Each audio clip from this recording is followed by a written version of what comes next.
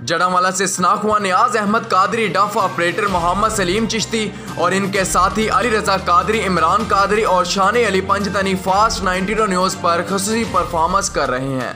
तो आज हमें मौका मिला है इनके पास इनके कुछ नात के शायर सुनने का। तो आइए हम आपको इनकी आवाज़ सुनाते हैं, आप भी इनकी आवाज़ सुनिए और आगे शेयर कीजिए इस आवाज़ को। सोनिया मेरे मदनी ढोलना ढोलना अरबे सोनिया मेरे मदनी ढोलना ढोलना अरबे सोनिया मेरे मदनी ढोलना ढोलना अरबे सोनिया मेरे मदनी ढोलना।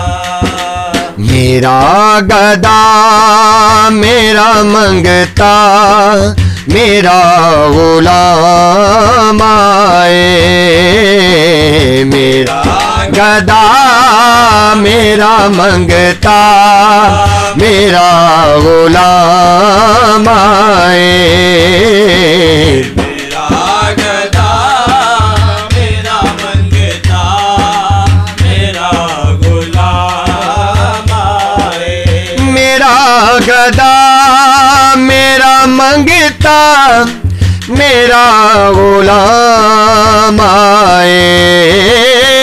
मेरा गदा मेरा मंगता मेरा गुलाम आए।